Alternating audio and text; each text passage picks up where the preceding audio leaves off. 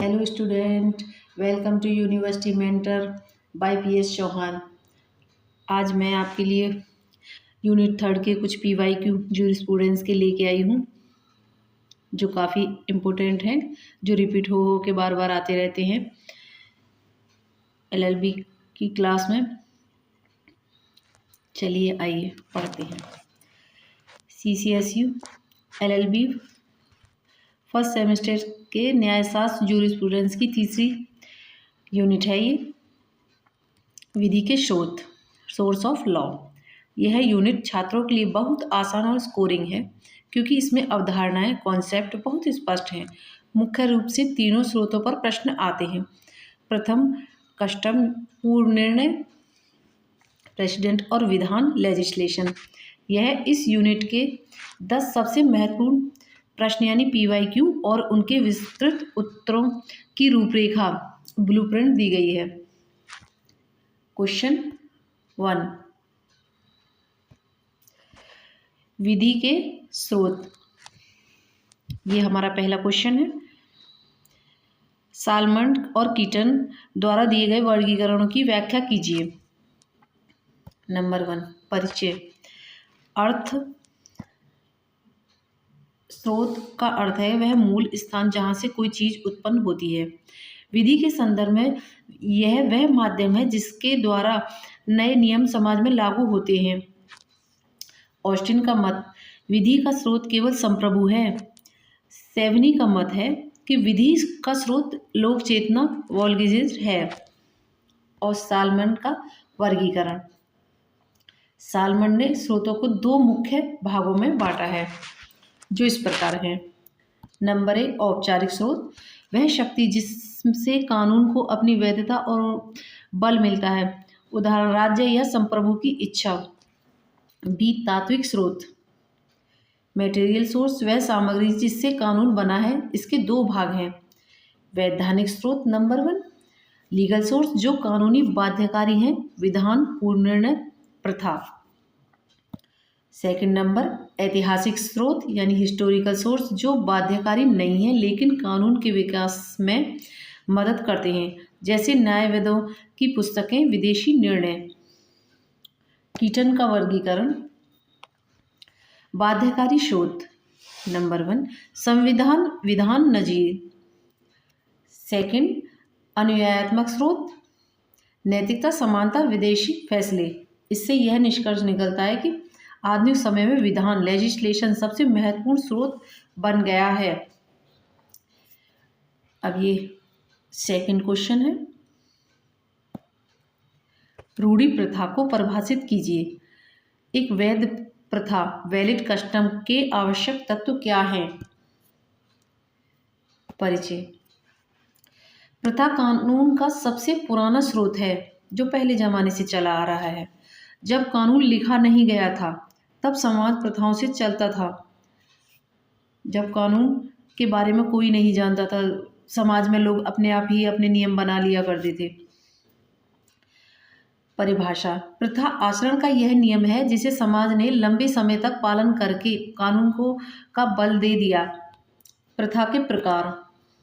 Number 1, बाध्यकारी, जिसे मानना कानूनी मजबूरी है। गैर बाध्यकारी, सामाजिक शिष्टाचार। एक वैध प्रथा के आवश्यक तत्व क्या होते हैं, वो इस प्रकार हैं। नंबर 1, प्राचीनता, एंटिक्विटी, प्रथा बहुत पुरानी होनी चाहिए। इमोमोरेटेड एंटिक्विटी, जिसकी शुरुआत की याद किसी को न हो। नंबर 2, निरंतरता, कंटिन्यूटी, यह बिना किसी रुकावट के लगातार चली आ रही है। नंबर 3, युक्ति युक्तता, यह तर्कसंगत होनी चाहिए। उदाहरण, सती प्रथा पुरानी थी पर तर्कसंगत नहीं थी, इसलिए अमान्य हो गई। नंबर 4, नैतिकता, मोरलिटी, अनैतिक प्रथा जैसे देवदासी प्रथा कानूनी नहीं बन सकती। नंबर 5, कानून के विरुद्ध न हो, यह किसी संसदीय कानून, स्टेटेड लॉ का उल्लंघन न करती हो। नंबर 6, शांतिपूर्ण उपभोग, इसके पालन झगड़े के साथ नहीं बल्कि शांति से हुआ हो। निश्चितता, प्रथम स्पष्ट होनी चाहिए, अस्पष्ट नहीं। इससे यह निष्कर्ष निकलता है कि भारत में हिंदू विवाह अधिनियम जैसे कानूनों में प्रथा को आज भी महत्व दिया गया है जैसे सप्तसदी में दिया गया है। प्रश्न 3, पूर्व निर्णय प्रेसिडेंट क्या है? स्टेयर डेसिसिस के सिद्धांत और भारत के संविधान के अनुच्छेद 141 की व्याख्या करें। परिचय। अर्थ। पूर्व निर्णय का अर्थ है न्यायाधीशों द्वारा दिए गए पिछले फैसले जो भविष्य के समान मामलों में कानून की तरह लागू होते हैं। इसे न्यायाधीश निर्मित विधि जज मेड लॉ भी कहते हैं। नंबर 2, स्टेयर डेसिसिस का सिद्धांत doctrine of state stare decisis. Number 1, Latin maxim. Number 2, अर्थ निर्णीत बातों पर अडिग रहना और उन्हें न छेड़ना। नंबर 3, यदि किसी उच्च न्यायालय ने किसी मुद्दे पर फैसला दे दिया है तो अधीनस्थ न्यायालय लोअर कोर्ट्स उसे मानने के लिए बाध्य है। इससे कानून में निश्चितता आती है। नंबर 3, भारत में स्थिति अनुच्छेद 141 आर्ट 141 सुप्रीम कोर्ट द्वारा घोषित कानून भारत के सभी न्यायालयों पर बाध्यकारी होगा। नंबर 2 पॉइंट है इसका, सुप्रीम कोर्ट अपने खुद के फैसलों से बाध्य नहीं है, वह उन्हें बदल सकता है, लेकिन हाई कोर्ट और निचली अदालतें बाध्य हैं। पूर्ण निर्णय के प्रकार आज्ञापक अथॉरिटिव जिन्हें मानना ही पड़ता है, जैसे एससी का फैसला, एससी के लिए अनुज्ञात्मक जिन्हें मानना जरूरी नहीं है पर जज मदद ले सकते हैं, जैसे मद्रास हाई कोर्ट का फैसला इलाहाबाद हाई कोर्ट के लिए। इससे यह निष्कर्ष निकलता है कि नजीरें कानून को जीवंत रखती हैं और उसे बदलती परिस्थितियों के अनुकूल बनाती हैं। ये 4th क्वेश्चन है। आप मेरे चैनल को लाइक और सब्सक्राइब भी कर दीजिए और वीडियो को अंत तक देखा कीजिए। ये PYQ आपको एग्ज़ाम में बहुत हेल्प करेंगे, इसीलिए मैं इन्हें शॉर्ट में लेके आती हूँ ताकि आप लोगों को जल्दी से याद हो सके। नंबर 1, परिचय। किसी भी फैसले जजमेंट के 2 भाग होते हैं, रेशियो और ऑबिटर। केवल एक भाग ही कानून बनाता है। Number 2, ratio decidendi. शाब्दिक अर्थ निर्णय का कारण। यह फैसले का वह मुख्य सिद्धांत है जिस पर जीत या हार तय हुई। महत्व। केवल यही भाग भविष्य के केसों में नज़ीर प्रेसिडेंट बनाता है और बाध्यकारी होता है। उदाहरण, यदि जज ने कहा कि चोरी की सज़ा 3 साल है क्योंकि कानून ऐसा कहता है, तो यह रेशियो है। Number 3, obiter डिक्टा। शाब्दिक अर्थ रास्ते में कही गई बातें, things said by the way. जज फैसले के दौरान कुछ उदाहरण, सुझाव या काल्पनिक बातें भी कहते हैं। 3 पॉइंट महत्व। यह बाध्यकारी नहीं होता, केवल अनुज्ञात्मक महत्व होता है। उदाहरण, यदि जज कहे अगर यह चोरी रात में होती तो मैं 5 साल की सजा देता, जबकि चोरी दिन में हुई, तो यह ऑबिटर डिक्टा है। अंतर यानी कि डिफरेंस। Ratio डेसिडेंटी, obiter डिक्टा। निर्णय का आधार कारण है, प्रसंगवश कही गई बातें। यह अधीनस्थ न्यायालय पर बाध्यकारी है, रेशियो डिक्टा, और ऑबिटर डिक्टा यह बाध्यकारी नहीं है। रेशियो डेसिडेंट यह कानून का स्रोत है, ये ऑबिटर डिक्टा इसका केवल अकादमिक महत्व है। ये इसका डिफरेंस हो गया। ये आप इसी तरह से टेबल बना के एग्ज़ाम में लिखिए। टेबल बनाने से एग्ज़ाम में 6 मार्क्स मिलते हैं। नंबर 5 क्वेश्चन, क्या न्यायाधीश विधि का निर्माण करते हैं? डू जज मेक लॉ? इस कथन की विवेचना कीजिए। नंबर 1 परिचय। यह न्यायशास्त्र का एक पुराना विवाद है, इसके 2 प्रमुख मत हैं। नंबर 2 घोषणात्मक सिद्धांत, जज कानून नहीं बनाते। समर्थक ब्लैकस्टोन कार्टर। तर्क, जजों का काम केवल पुराने कानूनों और प्रथाओं को खोजना और घोषित करना। वे कानून के निर्माता नहीं बल्कि खोजकर्ता है। नंबर 3 पॉइंट, जज कानून नहीं बनाते, वे केवल यह बताते हैं कि कानून क्या है। नंबर 3, निर्माणात्मक सिद्धांत, कंस्टिट्यूटिव थ्योरी, जज कानून बनाते हैं। नंबर 1 पॉइंट, समर्थक डाइसी ग्रे अमेरिकी यथार्थवादी थे। तर्क। सेकंड पॉइंट, जब कोई नया मामला आता है जिस पर कोई पुराना कानून नहीं है तो जज अपनी बुद्धि से नया नियम बनाते हैं।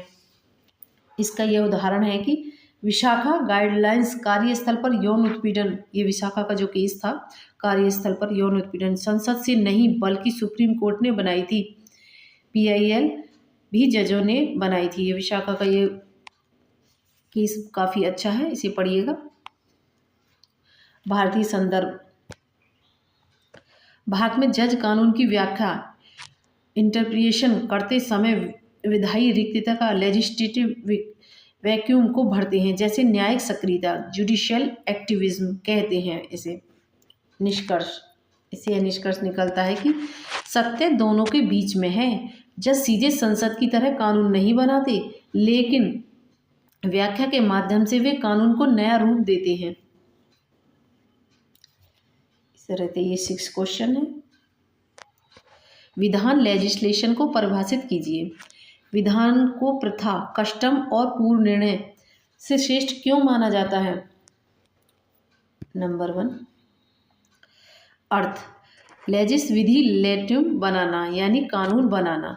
आधुनिक युग में यह विधि का सबसे शक्तिशाली स्रोत है। विधान के प्रकार, विधान के प्रकार आप हेडलाइन बना के अपनी कॉपी में, एग्जाम कॉपी में अच्छे से नोट डाउन करना। सर्वोच्च विधान, सुप्रीम लेजिस्लेशन, संसद द्वारा बनाया गया जिस पर कोई रोक नहीं सिवाय संविधान की। सेकंड पॉइंट, अधीनस्थ विधान, सबॉर्डिनेट लेजिस्लेशन, अन्य संस्थाओं, नगर निगम, कार्यपालिका द्वारा बनाया गया है। नंबर 3, विधान की श्रेष्ठता के कारण, एडवांटेज ओवर कस्टम प्रेसिडेंट, रद्द करने की शक्ति, एब्रोगेटिव पावर। विधान किसी भी पुरानी प्रथा या नजीर को रद्द कर सकता है, जैसे सती प्रथा को कानून ने खत्म किया, लेकिन प्रथा कानून को खत्म नहीं कर सकती। कानून प्रथा को खत्म कर सकता है, लेकिन प्रथा कानून को खत्म नहीं कर सकती है। नंबर 2, स्पष्टता और निश्चितता, कानून लिखित और धाराओं में होता है, जबकि प्रथा और नजीरें अस्पष्ट होती हैं। नंबर 3, भविष्यदर्शी और विधान भविष्य के लिए बनता है, नजीरें घटना घटने के बाद एक्स पोस्ट फैक्टो आती है कि कोई घटना हो गई हो तो तब नजीरें दी जाती हैं कि तब ऐसे हुआ था और वैसे हुआ था। सुधार की गति, विधान के जरिए समाज में तेजी से बदलाव लाया जा सकता है, जबकि प्रथा बहुत धीमी बदलती है। नंबर 5 पॉइंट, पहुंच, कानून की किताब बेयर एक्ट कोई भी पढ़ सकता है, पर नजीरें खोजना वकीलों का काम है। नंबर 4, निष्कर्ष, इससे यह निष्कर्ष निकलता है कि सालमन के अनुसार विधान कानून का सिक्का ढालने वाली टकसाल है। प्रश्न 7, प्रत्यायोजित विधान, डेलीगेटेड लेजिस्लेशन से आप क्या समझते हैं? इसके बढ़ने के कारण और इस पर नियंत्रण के उपाय बताइए। परिचय या अर्थ, जब संसद विधायिका अपना कानून बनाने का काम कार्यपालिका, एग्जीक्यूटिव मिनिस्टर्स ऑफिसर्स को सौंप देती है तो उसे प्रत्यायोजित विधान कहते हैं। इसे अधीनस्थ विधान भी कहते हैं, जैसे नियम विनिमय, बाइलाज। विकास के कारण, reasons for growth. Number 1 point, संसद के पास समय की कमी, संसद हर छोटी बात जैसे फार्म का रंग क्या होगा पर चर्चा नहीं कर सकती। तकनीकी विषय, परमाणु ऊर्जा या चिकित्सा जैसे संसद विषयों पर नियम बनाने के लिए विशेषज्ञों की जरूरत होती है, जो मंत्रियों अफसरों के पास होते हैं, सांसदों के पास नहीं। नंबर थर्ड पॉइंट, आपातकाल संकट के समय तुरंत नियम बनाने की जरूरत होती है। नंबर थ्री, नियंत्रण, कंट्रोल्स। चूंकि अफसरों को कानून बनाने की शक्ति देना खतरनाक हो सकता है, इसलिए नियंत्रण जरूरी है। नंबर वन पॉइंट, संसदीय नियंत्रण, संसदीय नियमों को रद्द कर सकती है। नंबर टू पॉइंट, न्यायिक नियंत्रण, जुडिशियल कंट्रोल। अगर बनाया गया नियम संविधान या मूल कानून पेरेंट एक्ट के खिलाफ है तो कोर्ट उसे अल्ट्रा वायरस अधिकारिता से परे घोषित करके रद्द कर देगा।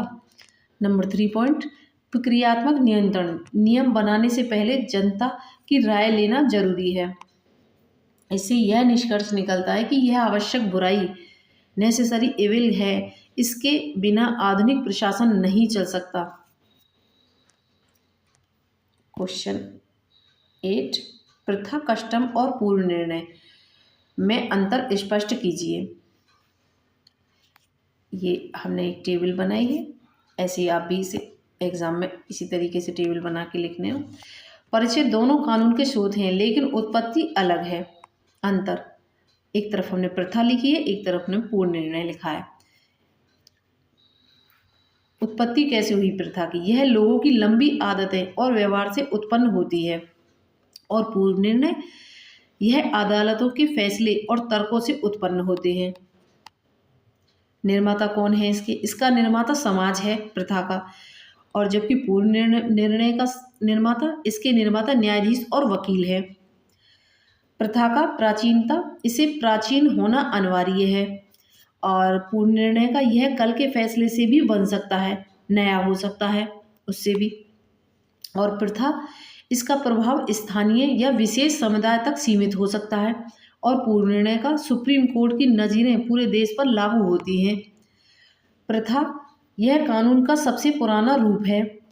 पूर्व निर्णय में यह आधुनिक कानूनी प्रणाली की देन है। प्रथा में एक नज़ीर पुरानी प्रथा को रद्द कर सकती है, और पूर्व निर्णय में प्रथा नज़ीर को रद्द नहीं कर सकती सामान्यतः।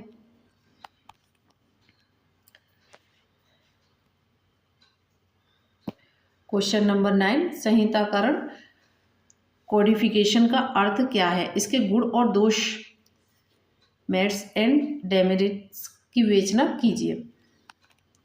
अर्थ, बिखरे हुए कानूनों, प्रथाओं और नियमों को इकट्ठा करके एक व्यवस्थित किताब, कोड के रूप में लिखना संहिताकरण कहलाता है। उदाहरण, भारतीय दंड संहिता।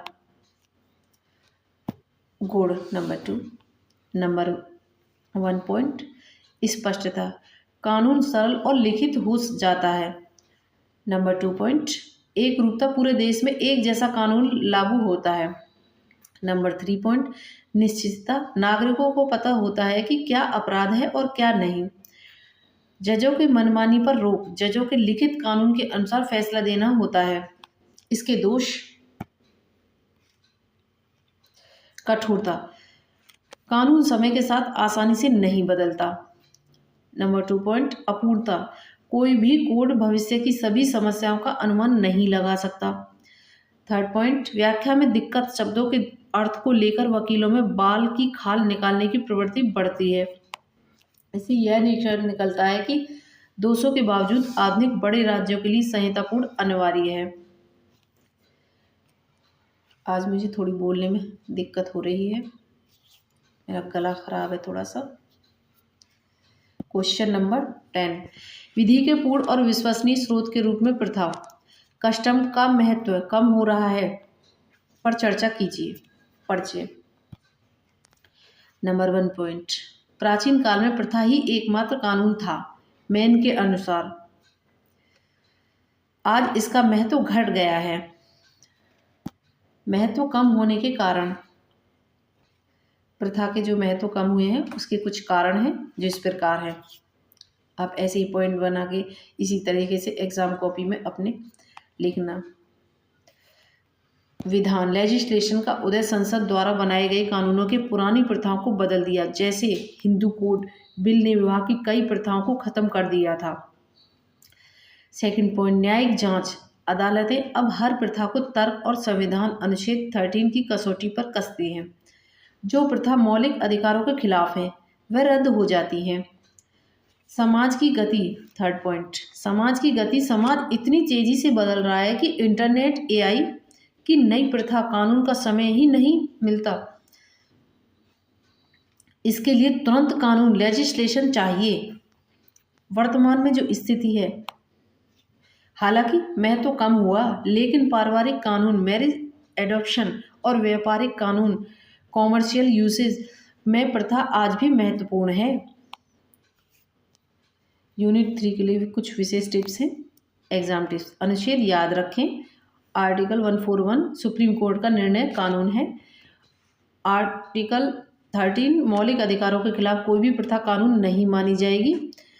लैटिन मैक्सिम स्टेट डेसिसिस और रेशियो डेसिसिटी शब्दों का प्रयोग अंग्रेजी में ही देवनागरी लिपि में करें, इससे परीक्षक पर अच्छा प्रभाव पड़ता है। डायग्राम विधि के स्रोतों का वर्गीकरण, क्लासिफिकेशन डायग्राम प्रश्न 1 में जरूर बनाएं। क्वेश्चन नंबर 11, प्रथा, कस्टम की विधि में परिवर्तन होने के सिद्धांत, theories regarding transformation of custom into law की विवेचना कीजिए। ऐतिहासिक बनाम विश्लेषणात्मक मत। इसका आंसर परिचय।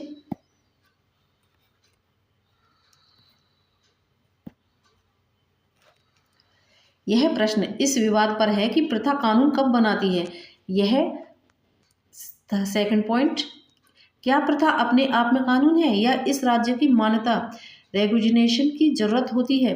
इसके दो मुख्य सिद्धांत हैं। सेकंड पॉइंट, ऐतिहासिक सिद्धांत, हिस्टोरिकल थ्योरी। मुख्य समर्थक सेवनी, पुख्ता ब्लैकस्टोन। विचारक, प्रथा अपनी उत्पत्ति से ही कानून होती है, इसे किसी राज्य या जज की मान्यता की जरूरत नहीं होती। तर्क, जैसे ही समाज किसी नियम को स्वीकार करता है वह कानून बन जाता है, राज्य तो बस उसे लागू करता है। सेवनी का कथन है कि प्रथा कानून के निर्माण का कारण नहीं बल्कि वह स्वयं कानून का एक रूप है। इसकी आलोचना, कई पुरानी प्रथाएं जैसे सती प्रथा समाज में थी लेकिन कानून गलत थी, अतः हर प्रथा कानून नहीं होती है। नंबर 3, विश्लेषणात्मक सिद्धांत, एनालिटिकल थ्योरी। मुख्य समर्थक ऑस्टिन, हॉलैंड, ग्रे इसके मुख्य समर्थक थे विश्लेषणात्मक सिद्धांत के। विचारक, प्रथा केवल कानून का कच्चा माल, रॉ मटेरियल है। यह तब तक कानून नहीं है जब तक कि राज्य, अदालत या संसद इसे मान्यता न दे। ऑस्टिन का तर्क है इसमें, कानून संप्रभु का आदेश है, प्रथा आदेश नहीं है। जब जज किसी प्रथा के आधार पर फैसला सुनाता है तभी वह कानून बनती है। ग्रे का कथन है कि प्रथा कानून का स्रोत है, स्वयं कानून नहीं है। निष्कर्ष, आधुनिक दृष्टिकोण यह है कि दोनों सिद्धांत आंशिक रूप से सही हैं। प्रथा महत्वपूर्ण है लेकिन उसे राज्य के कानून, संविधान के दायरे में होना चाहिए। क्वेश्चन नंबर 12, भविष्य लक्ष्मी विनिर्णय प्रोस्पेक्टिव ओवररूलिंग का सिद्धांत क्या है। भारतीय सर्वोच्च न्यायालय के संदर्भ में समझाइए। इसका उत्तर परिचय। आंसर, सामान्यतः कोर्ट के फैसले में भूतलक्षी होते हैं, यानी अगर कोर्ट आज किसी कानून को गलत बताता है तो यह माना जाता है कि शुरुआत से ही गलत था, लेकिन इससे समाज में अराजकता, चाउस फैल सकती है। इससे बचने के लिए भविष्यलक्षी विनिर्णय का सिद्धांत लाया गया। इसका अर्थ है कि सुप्रीम कोर्ट द्वारा बदला गया नियम केवल भविष्य के मामले पर लागू होगा। पिछले फैसले जो पुराने नियम पर आधारित थे वैध माने जाएंगे, उन्हें खोला नहीं जाएगा। यह अमेरिकी संविधान से लिया गया सिद्धांत है। नंबर 3 पॉइंट, भारतीय लक्ष्य संदर्भ, गोलकनाथ बनाम पंजाब राज्य 1967 का ये एक केस था। यह सबसे प्रसिद्ध केस है जहां भारत में पहली बार इस सिद्धांत का प्रयोग हुआ। समस्या, सुप्रीम कोर्ट ने तय किया कि संसद मौलिक अधिकारों में संशोधन नहीं कर सकती।